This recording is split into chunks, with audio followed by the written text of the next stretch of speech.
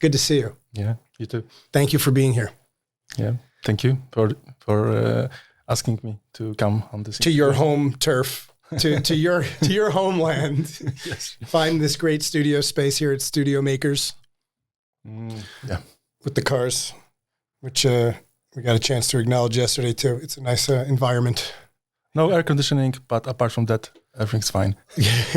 We're going to try to stay a little cool. So yeah, if we start sweating, that's fine. This is a wonderful opportunity to be here. Actually, yesterday I had an opportunity to interview Bartłomiej. If I got the name right, I said it correct. I'm still learning all the 95%. Bartłomiej. Bartek. There we go. Sorry. That's correct.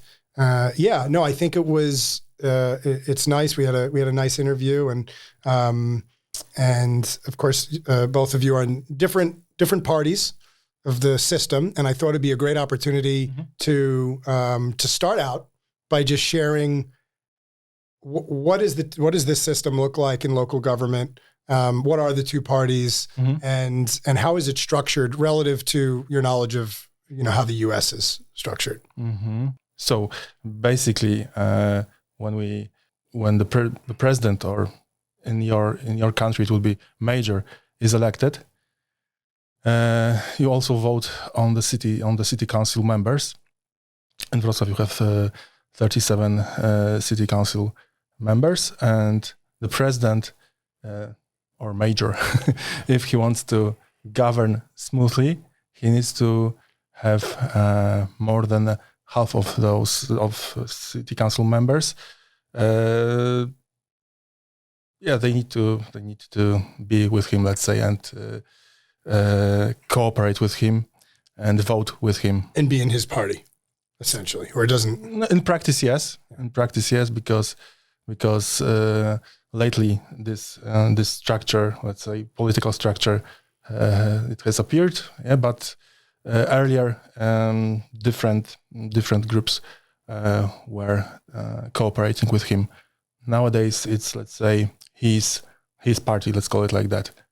The governing party, is that like, what is the term for his party? It has his name his name is in the party's name. Yeah. So it's theoretically it's not political, but in some ways it is political. It has to be political. So the Jacek Sutrek party. Something like that. Did I get the name right? Right. 100%? 98%. All right, let's say. I did bet. Oh, that's an improvement. And there's the other part, which views some aspects of the local government policies differently, and then this party has its own, let's say, program or views things differently, and not always, because we vote together as well. Some acts of local law are voted together, and we all say together. Yes. You mean we all say yes. in harmony, yeah, harmoniously.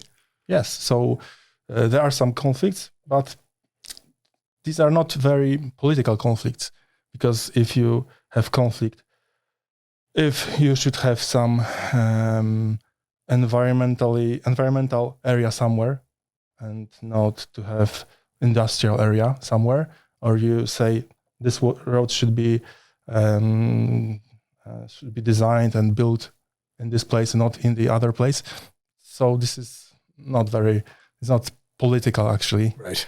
So it's local, yeah. So most of the time, if we argue, if we have conflict, it's all very local. Localized conflict. Yeah. Yeah.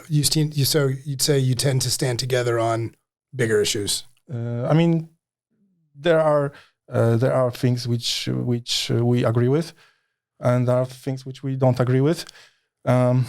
Some kind of, we can call it a problem, is that I'm not saying that it's all the same everywhere, but president has its own team. They work on some project, and this project, and we get information I mean, 5 days before it's voted. Yeah, so it's not like that everybody is working on it. President's team isn't just the party. But probably, because I'm not saying that it's all the time like that, but probably his own city council members, I mean, the ones which cooperate with him and help him to govern, they also might be surprised with this project, yeah, because this is how things are done, and it's not the best way, because then it's very easy to have conflict, and it's very easy to also have people who are against you. I mean, people in Wrocław, yeah, because there should be a lot of compromise in policies, in projects. Yeah. So different views should be taken under consideration, and should try to go between. Yeah. Then the potential for conflict is it's limited. Yeah. Yeah. Well, so is one of it the fact that there's only several days, 5 days? You said. Is that No. I mean, well, let's say that. Is the timing part of the issue, or is the number? More or less. I mean, I'm not saying that it's 5 days, but more or less, because we get together, and we have in Wrocław it's called commission, and then there are different topics. I mean, planning commission, environmental commission, etc., and then those commissions talk about different projects and either vote yes or no, and then we have city council meeting where we all gather, and then we vote. But it's as I've read about your local government in Los Angeles, so it seems that it works very, very differently, because your city council, yes, you have 15 members, and they work. Los Angeles. I actually reside in Santa Monica, so I'm super familiar with how Santa Monica works. Right. I'm generally familiar with LA, of course, but so we have 15 city council members, and those city council members, they are actually more or less employees, because they every week they come, yes, that's right, and they do some kind of work, yeah. Yep. So in Poland it's a bit different, because we meet. Twice a month, once a month. I mean, it's a bit different. Yeah, it's a bit different. So there are some similarities, but it's not. So. And they're not paid employees. We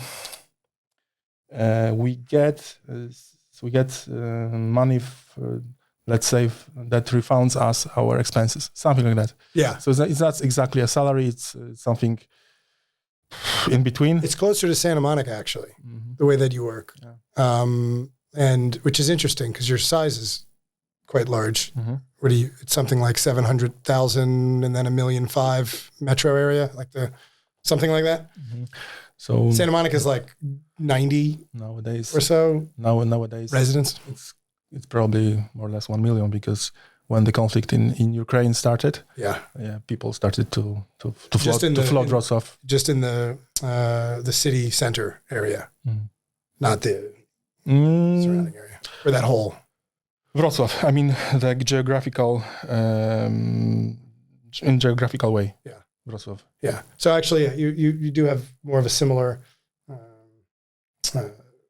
setup as Santa Monica, except Santa Monica has 7 council members, and then the mayor gets voted by the council, not by the public. Oh, right. So you're almost halfway between. So and they don't get paid. They get like 12 grand a year or something. Yeah, 2 meetings a month. Okay. Also. Okay. So there are some similarities. There's some similarities there. Yeah, yes, for sure. It's still a full-time job, because it's really intensive if you want to do it right, obviously, as I'm sure you know. Many issues, many different views, people want different things, and it's an organism which lives, and very complicated organism. But you do have what is your full-time job?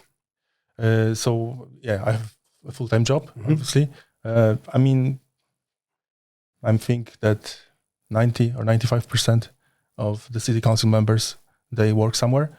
if they retire, obviously, probably they just get the pension, right? And they don't work. So nowadays, I work in marketing. Yep. And this is my full-time job. Mm-hmm. And but still, there's some time, and there's time for city council. Yeah. And this is how it works, probably. I mean, 90% probably of the city council works somewhere. Yeah.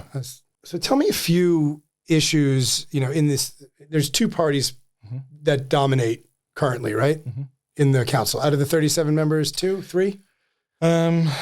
Yes, that's us. I mean, Law and Justice. My club, let's call it a club. Yeah, it's my group. Justice Club.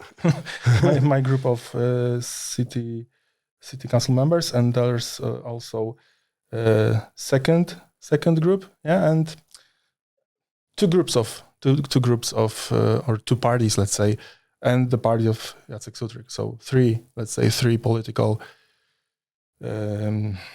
teams or okay. So three. So the one was close to Jacek Sutryk, but they split over time, and they are now in the opposition. The opposition. Yeah, we talked about that yesterday. They create. No, but it's not 1-to-1. I mean, yes, they are. We vote together as well. Yeah. Yeah. So. Yeah. So is that the same parties that are at the state level? Generally, is that similar? Not really. It's different. It's different. Yeah.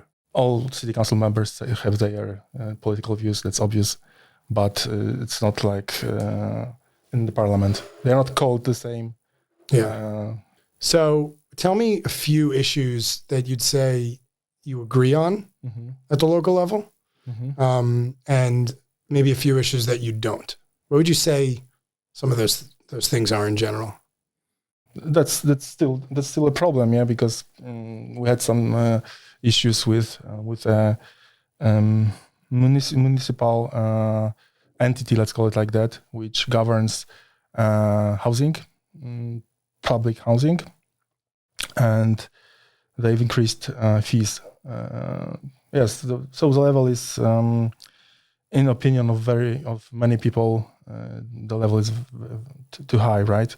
And actually, it's hard to find a real cause for that. Yeah. So because we have inflation, etc., but it was a very big increase. So this is an issue. This is a problem. Yeah. Many people are angry about it, and this municipal entity or company, but it's owned by the city. Yeah, it makes money. Yeah, it has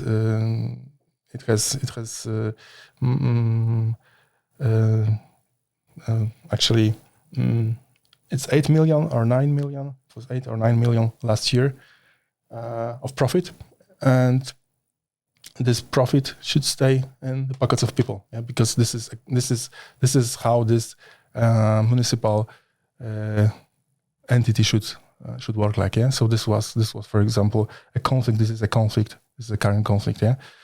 We see it differently. You all agree that inflation's an issue. Yeah, sure. But you don't agree on the level of the increase in fees.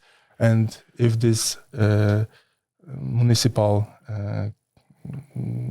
entity, for example, it sponsors different teams, different sporting teams. Yeah, you know what I mean. And people have to pay for that actually from their pockets. And it's not right. Yeah. So this is an issue.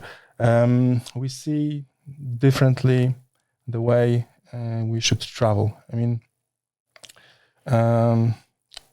we would like to have compromise and be able not to throw out cars, let's say, all the time. Yeah, because many different infrastructural projects they for example, so the result is that you have less and less cars in the city. I know that from the ecological point of view, we should have less and less cars, but in practice, you need to travel with your kid to school. You need to do shopping, etc., etc. You cannot do it. You can do it, but not in the winter on a bike, right? But it's not right. Whole transport. Yeah, right. So you need to have trams. You need to have buses. You need to have private cars, and you need to have also bicycles in the city. But we want to have, let's say, bigger harmony, bigger between all those means of transport. So this is, for example, an issue. Yeah. So the party, your party, would be pushing more on building, for example, roads. I mean, not in the city center, obviously, because we don't want to have highways in the city center, obviously. Right. But we want to have normal traffic in the city, and we are one of the cities in which the traffic is the slowest. So you'll spend lots of time in the traffic. Obviously, that doesn't create a good air, right? Because you have petrol cars, right? So, so it's not a good solution. Yeah. So this is, for example, an issue. So historical buildings. This is in English in your country called landmarks, right? Sure. Yeah. So, for example, I guess in most places. Yeah. So we call it. We see this issue or this topic also differently, because we want to keep as much as possible of that substance of those buildings in the city. And if we give private sector too much power, they will take as much profit as they possibly can.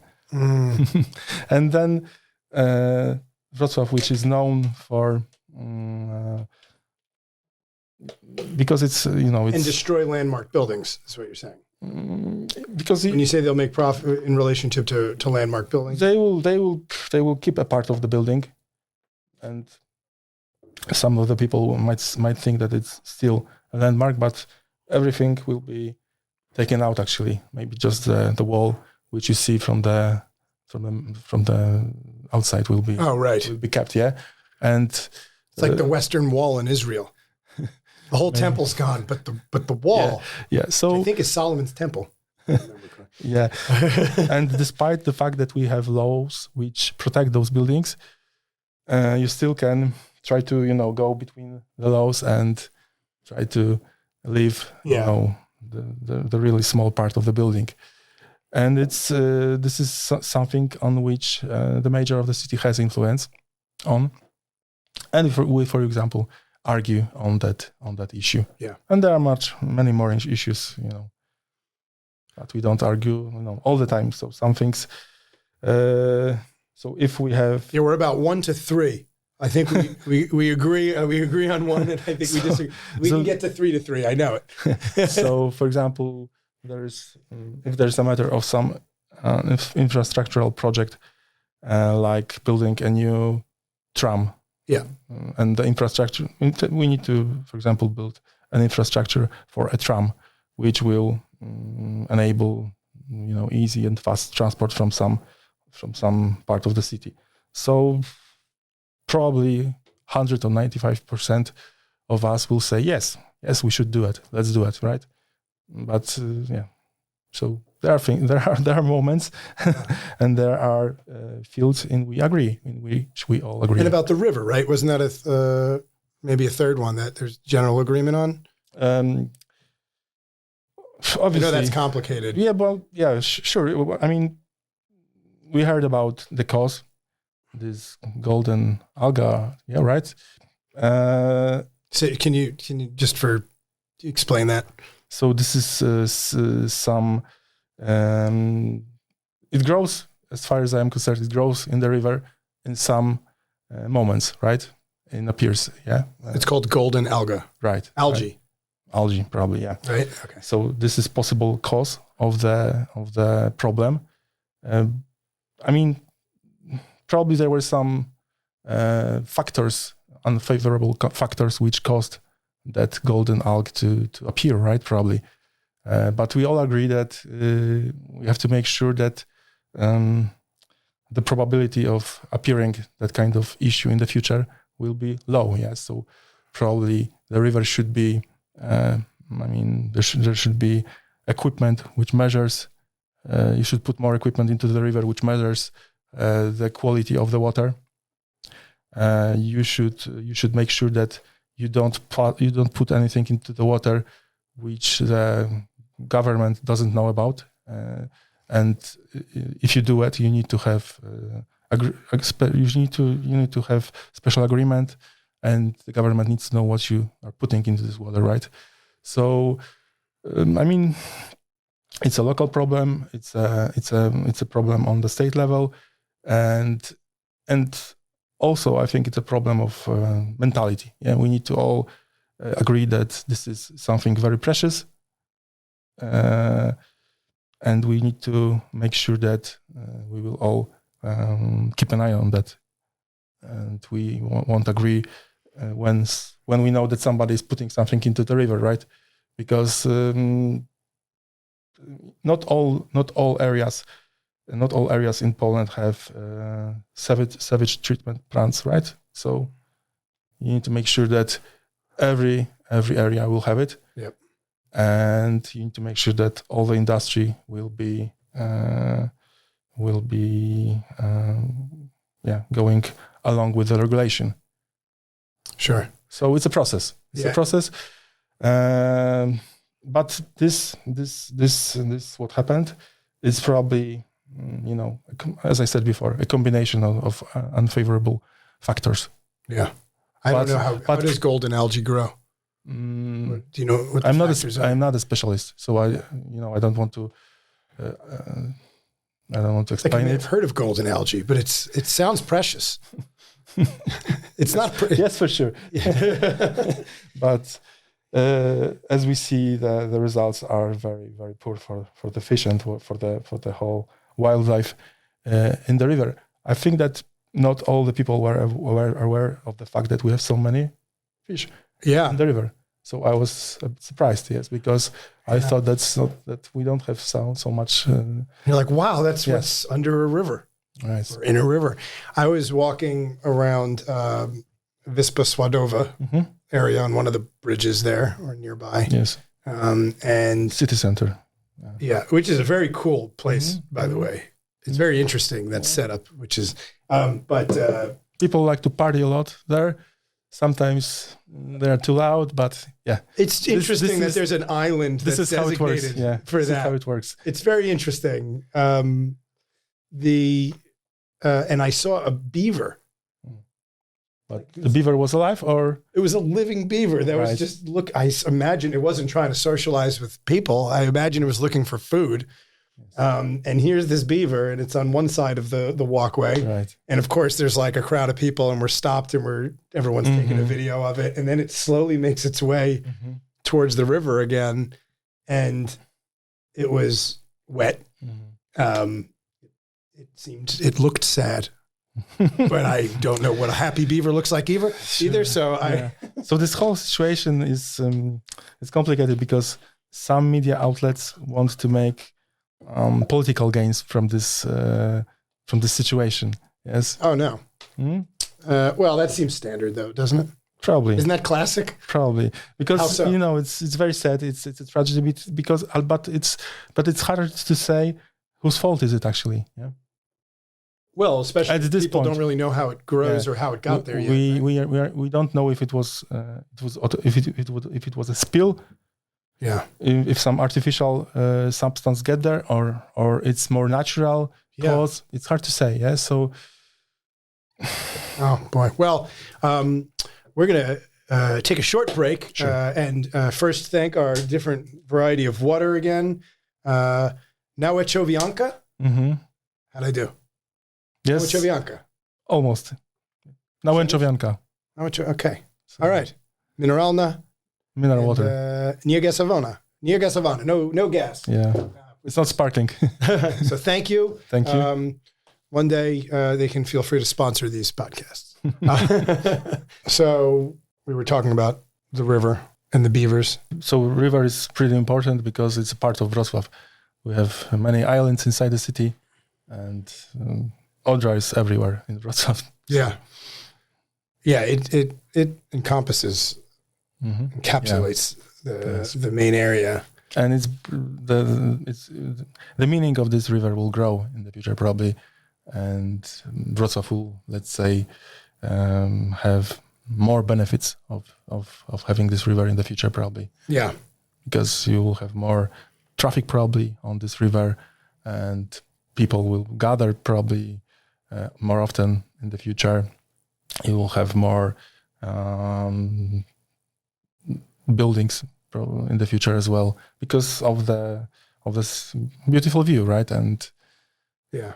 And the nature, because it's creates a wonderful visual experience. And there's a bunch of bridges here. We have like 100 bridges. And you can travel by bike. Yeah. This is something which is unique, I would say. So the ways you can spend your time, you have many ways to spend your time. Obviously, if you live in Wrocław for many years, it's not so astonishing for you. Yeah. It's not so surprising. It's not so wonderful because you get used to it. But for a person who comes here, I think that it's something very interesting, very nice. Yeah. Well, the grass is always greener, isn't it? And and people in Wrocław are very nice. I found they're very friendly. Yeah. This is something also unique for Wrocław. Actually, and most people you encounter speak English, at least in the service domain. Or maybe if you're under 40, it's like good percentage you speak some English. If you're in college, you probably speak great English. Yes, this is something connected to the age. Yeah, and people learn English because we identify with that part of the world. Yeah, and that's why probably we earn English. The word YouTube has come up a lot when I've spoken to people about this. That YouTube is basically in English. So. Most of interesting content is in English. Yeah, and in English is pretty easy for us. It's it's much more difficult to learn Polish. Oh my God! Than to learn English. That's my experience. It's harder. I'm sure it's harder. So there's like you just have like 3 consonants back to back that, as an English speaker, you just like don't know what to do with in your throat. It's hard to make that smooth without a lot of practice.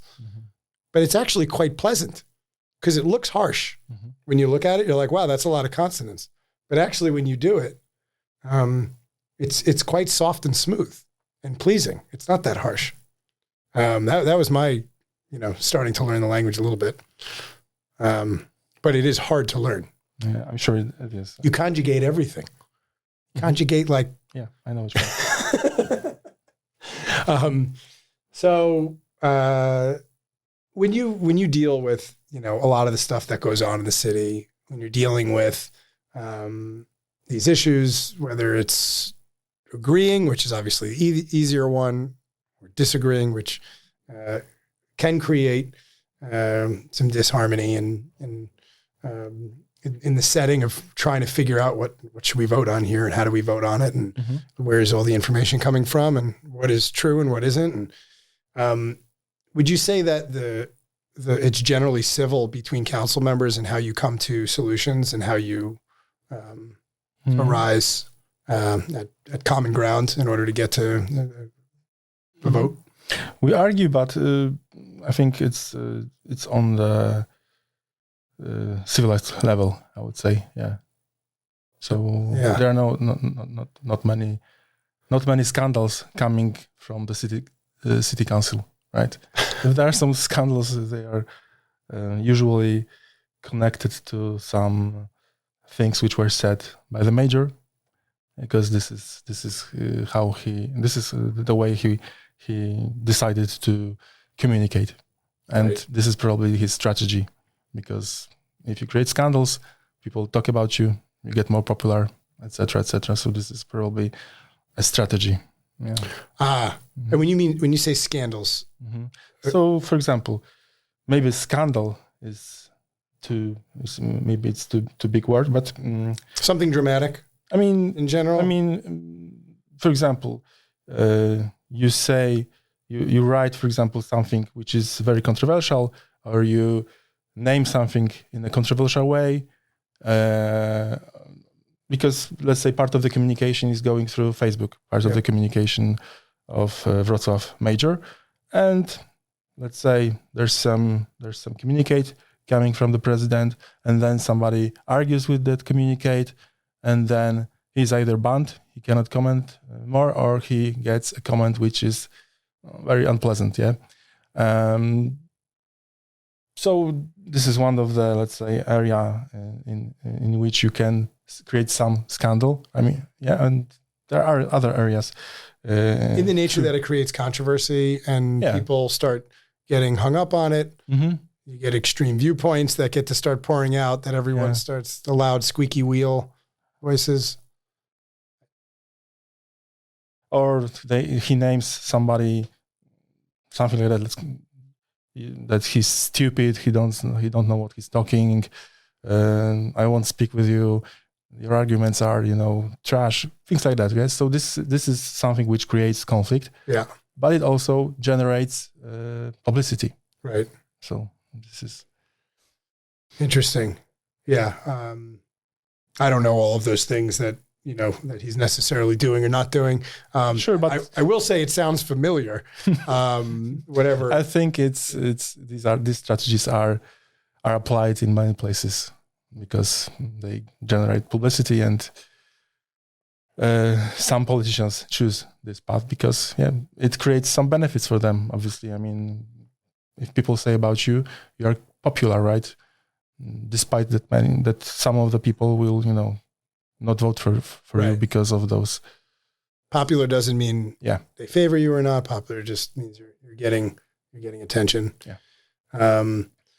So does the public, like when is there opportunities for the public to comment at these council meetings? And when, I messed around on Facebook a little bit, looking at some of the things that get posted by council members, and it does seem like there's plenty of, stuff that we have where everything's an outrage, right? If they don't like something, and then it can get toxic a little bit. The way the city council works is the way it's structured. This way doesn't allow for many ways to speak what you want to say when the city council meets, because you need to go through a certain procedure, and it's not an easy procedure. To have your voice heard at the council meeting. You can come and try to protest. Interesting. But it's not a very easy way. I mean, when you want to do it officially, let's say, and you want to get your microphone and you want to say a few words, there is a day once a year when we have it's called a report on the city, something like that, right? So there's a comment on how the city works. So it's a thick book, and then everybody can come and register. In practice, we have around 20 people who can come once a year. Once a year. So this is something which allows you to get. And then you can speak to council directly once a year to the president and to the council as well. But not on your bi-weekly meetings. Not really. You can try to meet with the president, the mayor. Yeah, but I'm not sure how often does he meet with people, and how long will it take to get to the president. Well, I'm not criticizing that because this is a huge city, right? Many citizens. So I'm sure he's super busy. So it's physically not very easy to do it, right? Right. To meet with everybody and to hear everybody. But when it comes to the city council, the mechanisms they don't promote. Maybe free speech is not a proper word, but having an opportunity to say what you want to say, it's not an easy way to do it. Yeah, that's interesting. I know in But you have your city council members. You can email them. You can meet with them. So theoretically, your city council member, I mean, the one you choose to communicate with the one, he should be able to represent you, right? So. Right. So there is a mechanism. It's not public comment. I know in Santa Monica we have there's public comment every meeting, and those can go quite long depending on how many people want to comment. Sometimes it can go quite long, and sometimes these meetings go like from 5:30 to 3 in the morning. They're actually they've put in some mechanisms to try to keep it down. If we meet. And it's a commission. I mean, it's commission. It's called komisja in Polish, but commission probably is also a proper word. I mean, there's, for example, a commission which decides about planning issues. So then the access to this commission is much easier. Though the people interested in some area, if they get the information that this commission is working on some new development plan, they can contact the commission, the person who manages the commission, and then there shouldn't be any obstacles in getting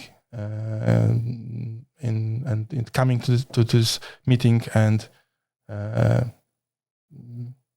presenting your view, having your voice heard. Yeah. So you'd say, generally speaking. So this is a much easier way to have your voice heard. Yeah. And so it's not that bad. Yeah, you're right. It's not that bad. Well, you can argue. It depends on how you look at it. Some can argue it's better. It saves time. I mean, if you would create a mechanism in which almost everybody can say whatever they want, this city council wouldn't work, because it would. I don't know, they would meet for 5 days. 1 week, I don't know. This meeting would be limitless. It would be limitless, right? So So some mechanism are needed. That's sort of what happens back. So you need to create some compromise between the amount of free speech and the ability to work. Yeah. Do you think people feel that their voice gets heard enough? Or do you feel that they're still kind of like a blame towards government in that regard?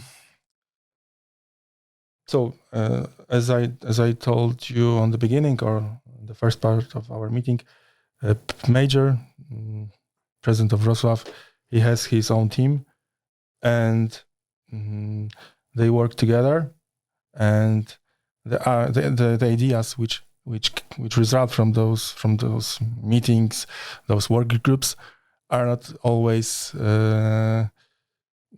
things which people agree with, right? Because it was, for example, created in a very hermetic group of people, right? So you need to hear different voices. You need to hear different perspectives to prepare good solution, to prepare good law.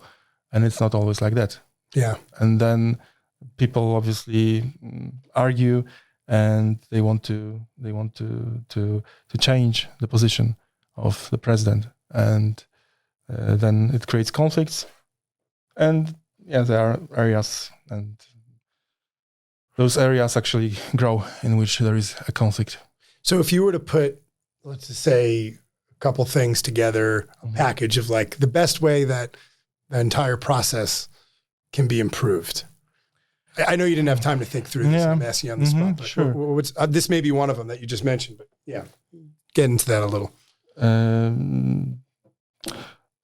So the strategy should be that you try to get compromise, and if you want to get a compromise, you need you need to have many people and many different views. Sometimes, and probably this is a problem, that they think that their idea is better. I mean, the group working with the president thinks that their idea is the best, and they don't want to speak with anybody, right? And then it creates conflict. So you need to bear in mind that this is a poor way of governing a city, right? You need to take as much views as possible and create this solution, this law, together with people, not only with your friends or people who are your allies, etc., etc. So you need to open this process of decision making as much as is possible. So that would be how would you do that? Well, it's a matter of creating mechanisms, right, around the municipality. So you can try to do it, right? But it's up to you if you're gonna do it, right?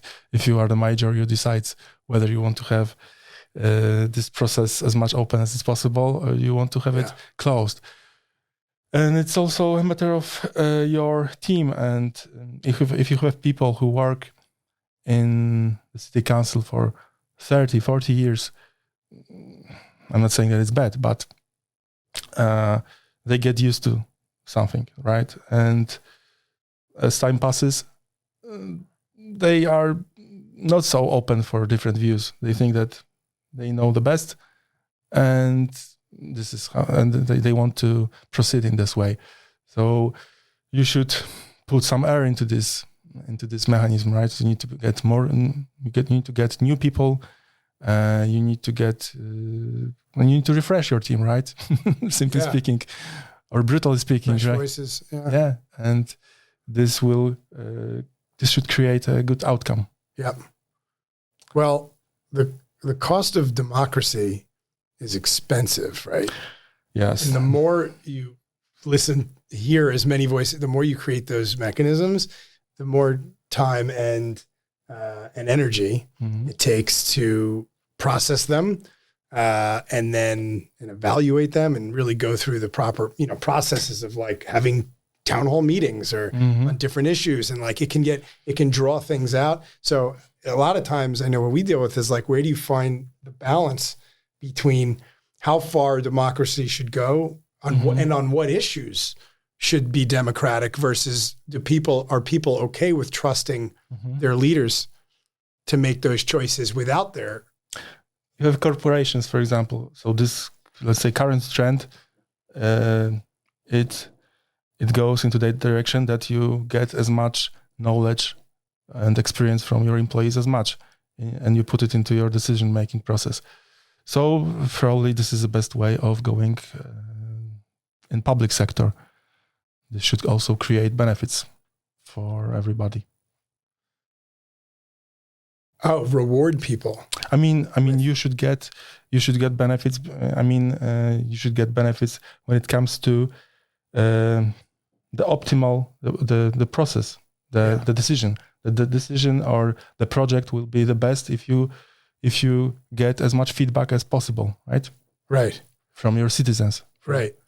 But how do you get them motivated to do that, and in a way that doesn't overwhelm the system when a decision's needed, like now or next week, right? When there's important pressurized decisions, there's not enough time to engage people at that level. Yeah, but this is, for example, a process like the Oder River problem.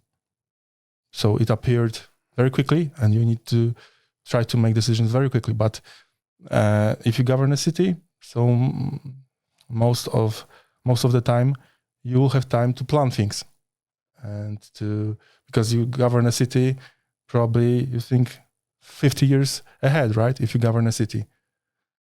So many decisions can be or should be, most of the decisions can be done with as much feedback from the people as possible. Yeah. But it's obviously a choice of the person who gets votes and who becomes the mayor of the city. Ultimately. Because it's not, some things are required by law,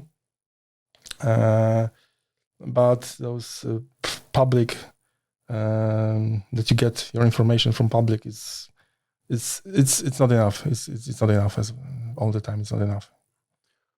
Well, it's one source of information, right? You can probably say that academic sources of information kind of complement the public view.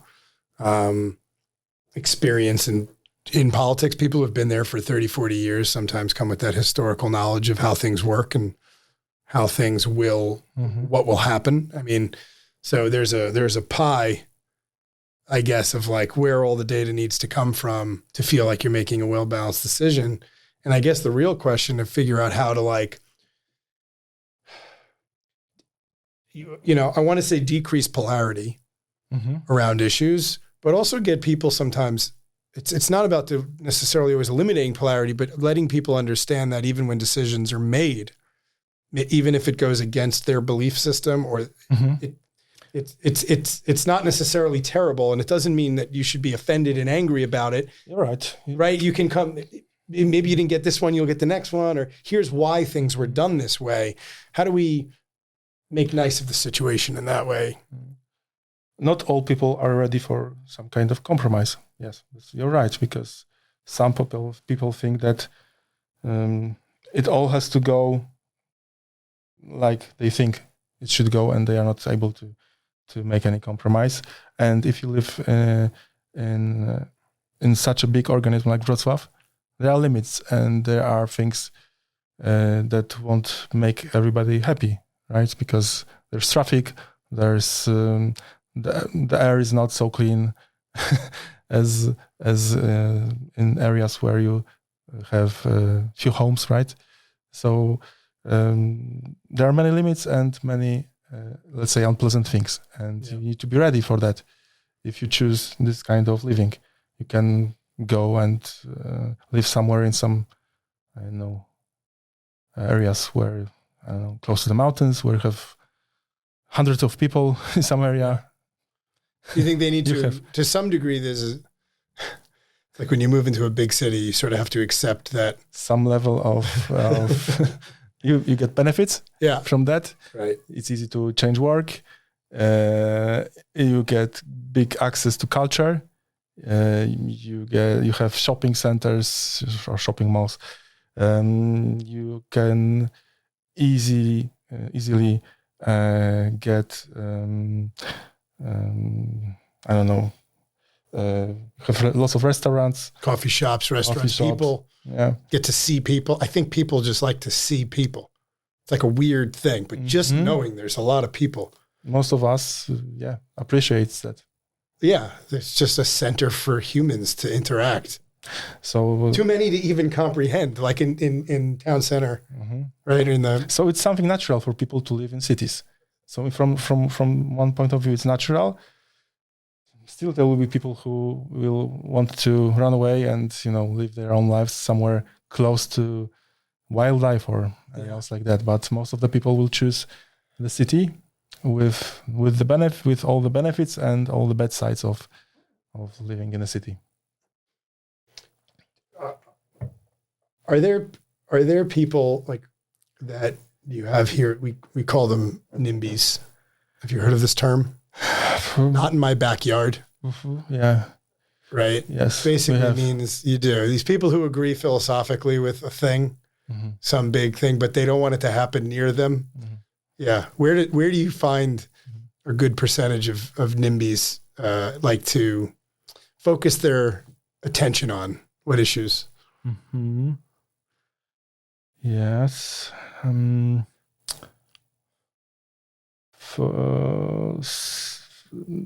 sure that everybody wants to have good level of. They want to be able to travel fast from one area to another area, but when a plan appears which allows for some road construction to be done, they don't want to have this road next to their place. Yes, so this is something. Yeah, I see. This is something. Don't build it next to. I don't want the noise. I don't want the. Also in Poland, we have issues. Well, you can agree with because we have lots of trash. Every country has some problem with trash. Yes, as people we generate lots of trash. Well, this is the way we allow the industry to put those plastics into the system, right? Because actually we can limit that. The politicians can limit that. And we should actually, this idea of circular economy is a very good idea. So hopefully we will go into that direction and we will use everything as many times as possible, right, in the future. But for example, if you want to get energy from trash, you build a special plant and then you burn the trash into this in this installation. You get heat, you get electricity from that. So if you ask people if they want to have less trash, more electricity, and more heat, everybody will say yes, that's a good idea, or 80% will say yes. But if it's a matter of building it close to your home, your area, you won't find many people who will say yes, I want to have this installation close to my area. Interesting. Do you have that with affordable housing? The same issues where people agree in general that there should be housing that's affordable for different types of people, that's more affordable than, say, the market rate in certain areas, but they don't want it built next to their... Do you have that? In Poland, maybe, but I would say that people in Poland doesn't see it as, because we don't have so many, exclusive residential areas. Probably it might be like that in the future. Yeah, that will have those expensive areas, and then people might think that this new building will make our flats that they will be or apartments that they will be worth less because of that. But you mean it would reduce their own values of their real estate? Yes, but I don't see lots of those conflicts in Poland. Oh, okay, because we have actually really the homeless people are not there are not many homeless people in Poland. Oh, why do you think that is?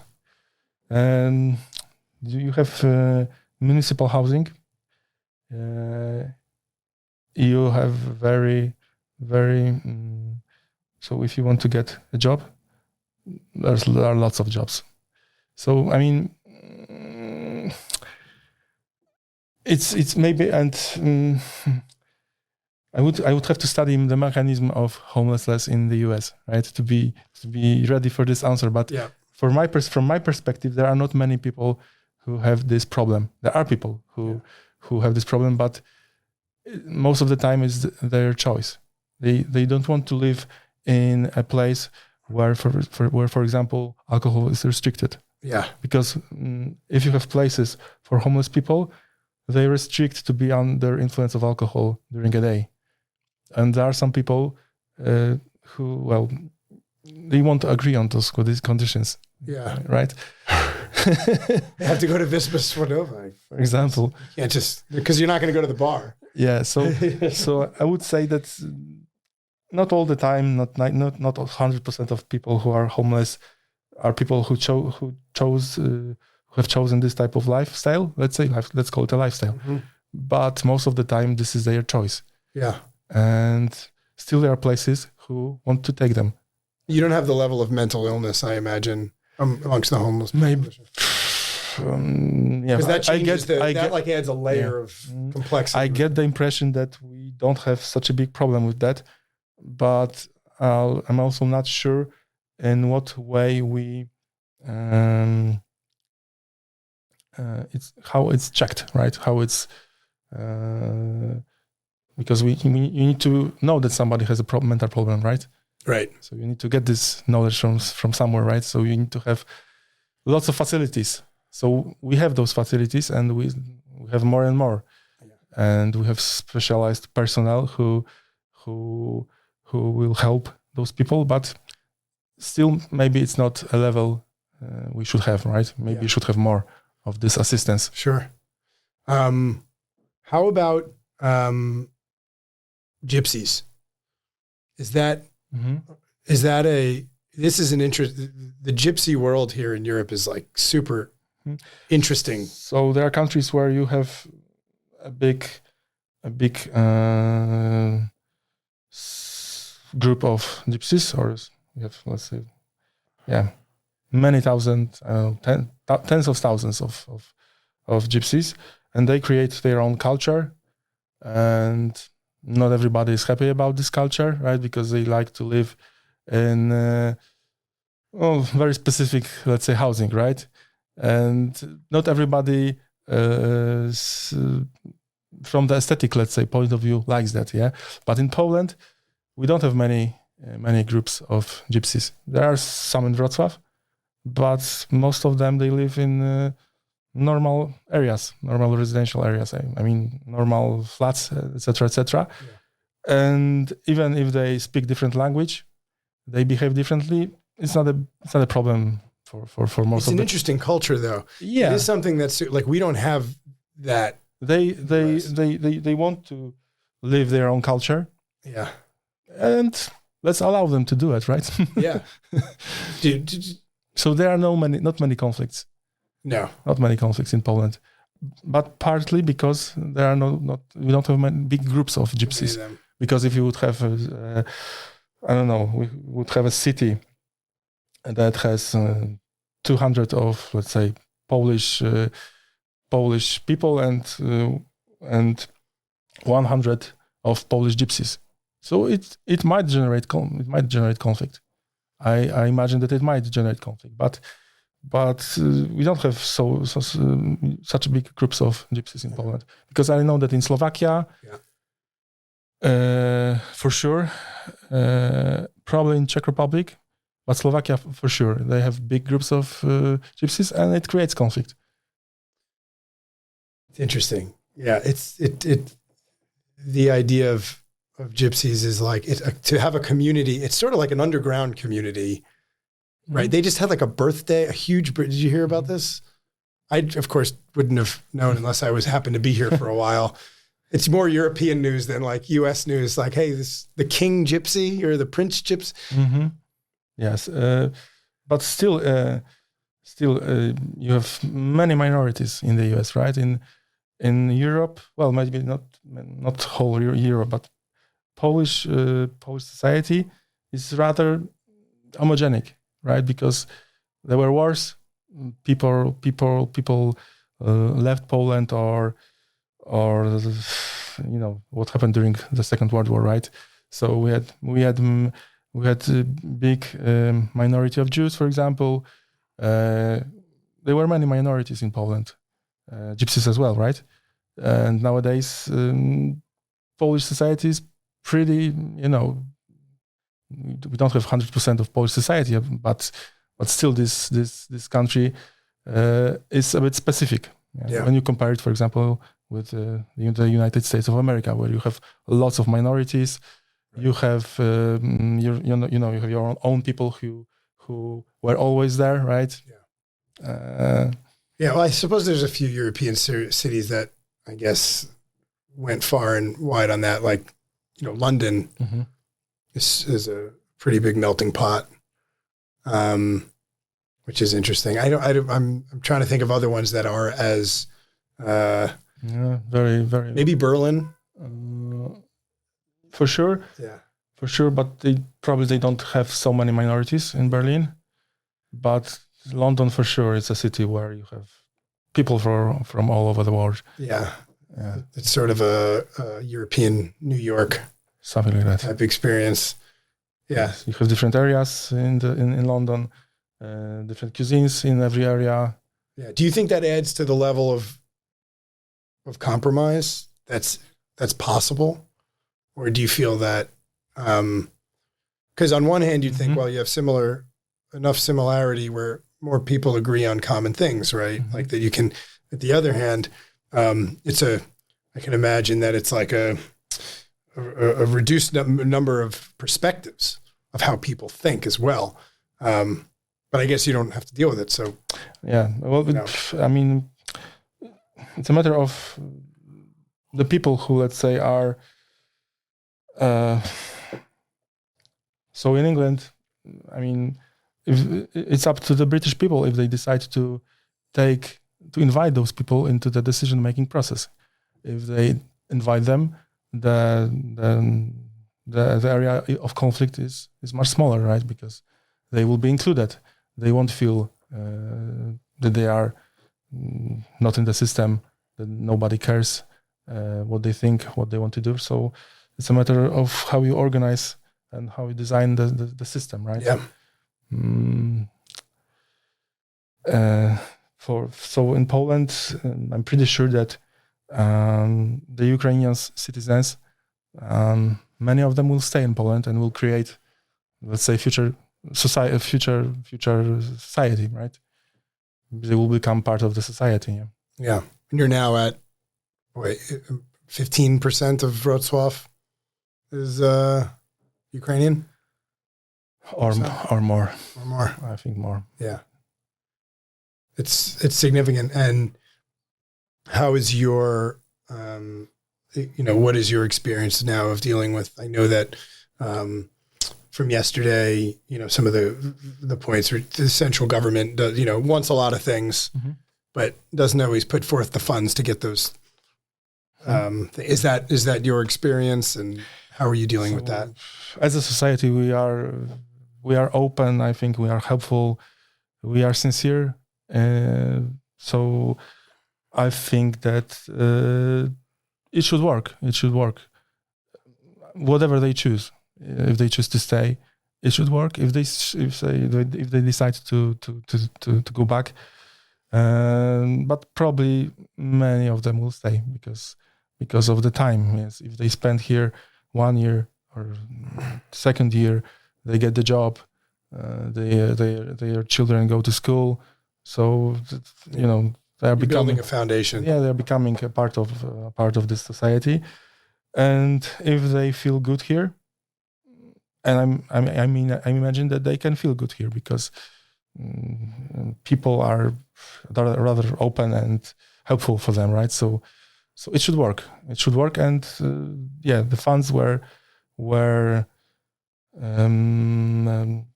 prepared. So on the beginning, it was very important. Yeah. So this was the idea, to help on the beginning, and then to start to get the people into the system. Yeah. Go to work and go to school. So. Yeah. So you're feeling that the situation with funding is okay now. Well, it's hard to say that it's. I'm not sure, right? Because I don't have.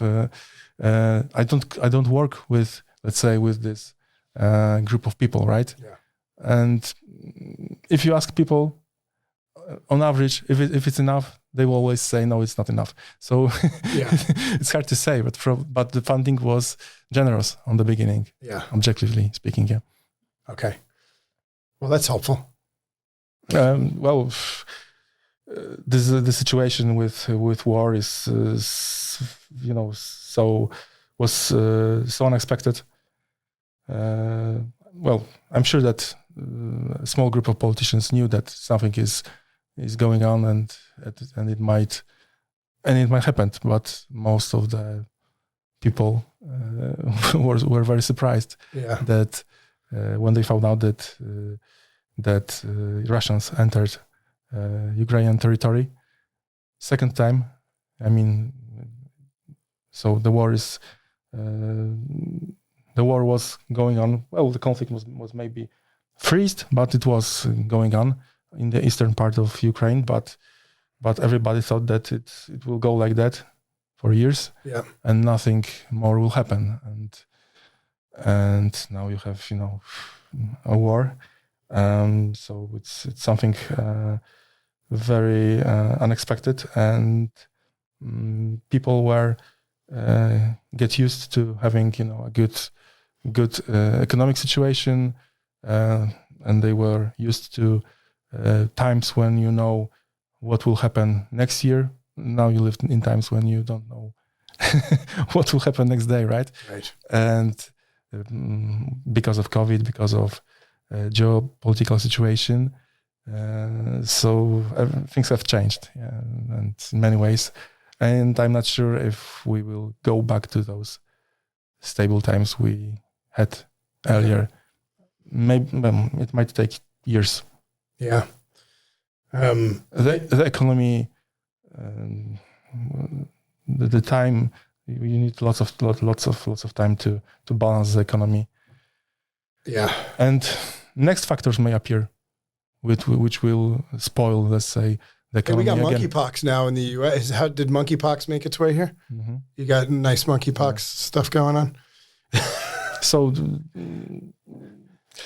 yeah. I didn't. That was like, I thought, variations of COVID, sure, but monkeypox, that sort of came out of left field a little. And it's in your area, or it's everywhere? I mean, I don't know. It's a local problem. It's rather a local problem, or in California or in Santa Monica. Okay. I think there's cases popping up. I don't think that it's not quite what we were dealing. Like the regulations now have been looser than as loose as they've been. I think in the last since COVID lockdown started and all that. So I don't think it's creating enough of a scare that people are doing anything differently too much. That's my experience of it.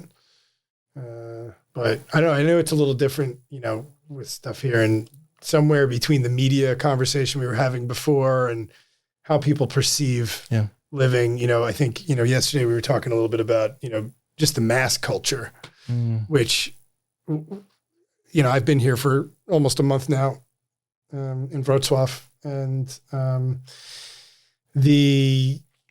and I could say I don't think I've seen a single person, and I was in Kielce for almost a few months ago. Right. Again, not a single person wearing a mask, and maybe a couple sporadic people, but like really it's almost zero. It's close to zero, 0.0001 or something. Why do you think that is? Even if I go back home right now, I'll see people walking on the street with masks. Some do, some don't. It's like still sort of mixed. And what do the authorities say? There is some recommendation telling people to wear masks, but it's not an obligation. But it's better to have those masks on, or authorities doesn't say anything. How does it work? Because no, there's some authority. It starts sort of at the CDC level. I guess you can have some national mandates. We didn't really see that. But they were advising to... You end up with local mandates or statewide mandates. I think a lot of the powers shifted to the states for these, which is why there was such a difference between how California did things and how Texas and Florida did things. So it's different. If you go to, but it's funny, I was in Dallas during lockdown, and I saw plenty of people wearing masks too. Not as many, but there's people, they just have a different sort of like do what you want culture, as opposed to California, which seems to be more like you're on this. It got super political, I think. So in 2020, So two years ago, when it's more than actually in 2020 when it all started, there was a law requiring you to wear masks, even if you were outside. Yes, and most of the people, I would say 90% of the people, they wear masks outside. Yeah. So later on, it all changed, and then if you were, for example, in the public transport, in the shopping mall, you had to wear a mask. So maybe people get so much tired with that nowadays they don't wear masks at all. And I think that most of the people, they don't afraid of COVID. I'm not saying that they think that it doesn't exist. I think that they know that it exists, and it may be harmful, but they were so tired with all of this mess created by COVID that this is their reaction. Yeah, they don't want to have anything. They don't want to have anything to do with COVID, and they don't wear masks. They want to forget about it. Yeah, it may come back for sure, but we all have experience with COVID now, right? So we know that some people will react and will have serious problems with their health, and there are people who won't react. I mean, this is Probably has something to do with your genome, right?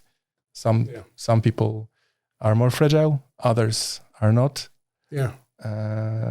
Obviously, people who have some health problems, they are older. Yeah. They are in the risk group, and they should wear masks.